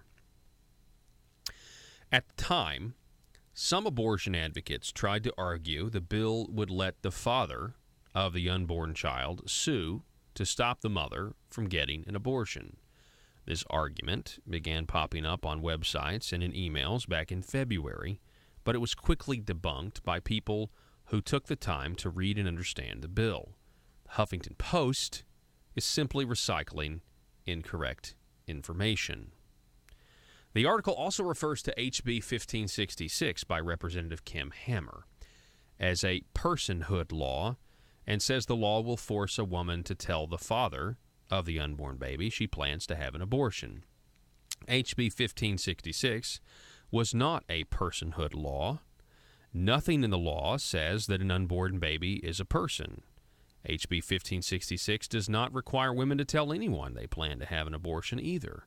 Instead, Jerry Cox writes, HB 1566 does two things. First, it prohibits research on aborted fetal remains. This will help prevent companies from buying or selling organs harvested from aborted babies, because that's been a huge problem. Second, HB 1566 says aborted babies will be disposed of according to the Arkansas Final Disposition Rights Act of 2009. This will ensure aborted babies are respectfully buried or cremated. In the past, Arkansas law has allowed the bodies of aborted babies to be incinerated as medical waste. HB 1566 does not stop a woman from having an abortion. Instead, it helps stop companies from buying or selling aborted baby parts, and it ensures aborted babies are treated respectfully. The article also implies HB 1566 would force a woman who has been raped to consult with her attacker before she can have an abortion or bury or cremate the aborted baby. Again, this is simply not true. HB 1566 doesn't require a woman to get consent from anyone before having an abortion, and Arkansas law does not recognize the parental rights of rapists. Jerry Cox goes on, that is something the Arkansas legislature has worked hard to address in the past. Unfortunately, we are seeing a lot of misinformation being shared online thanks to social media and shoddy journalism. You could basically say that about everything right now. Jerry Cox goes on, my advice is simple. If you want to understand Arkansas's 5 pro-life laws the ACLU is challenging in court, read them for yourself. You can find the links to all 5 of them below. And Jerry Cox then lists this. This is over at familycouncil.org. It's the most recent blog post. That's familycouncil.org. It's entitled Cutting Through the Confusion on Arkansas's Abortion Laws. Excellent job by Mr. Jerry Cox, taking apart a Huffington Post article that is fake news, essentially just there to try to gin up as much liberal leftist outrage as they can. I mean, that's the headline there. Over at the Huffington Post, they've got a screenshot of it. In Arkansas, women will need permission from men to get abortions. I mean, if you're a leftist and you read that, you're thinking, oh my goodness. You know what I'm saying? Like, that's preposterous. That's preposterous. No one is proposing that. But it goes in with their, there's some people that are like, they probably don't even read it. Just, yep, well, Arkansas's backwards. I'm never going to go there. War on women. I'll have to get I won't ever go there. I'll have to get a man's permission to get an abortion. I mean, people just believe it. Folks, the telephone number is 870-275-9799. You can call me, text me, leave me a voice message at any time during the day. We appreciate it. Sometimes we put those voice messages on the show. Listen to them the next day. We appreciate all of you listening. We can't do the program without you. Go to paulharrell.com. That's Paul, HARRELL.com for this broadcast and others like it on the podcast. Also, video archives. Go to iTunes, SoundCloud. We got it all. It's all for free. But if you do want to help us out, you can wear our swag at get our Liberty Machine T-shirts at paulharrell.com. Thanks for watching, all of you out there. Building a Liberty Machine T-shirts, $20. Shipping's free. Get it right now, paulharrell.com. Folks, we will see you tomorrow. Be safe, Arkansas.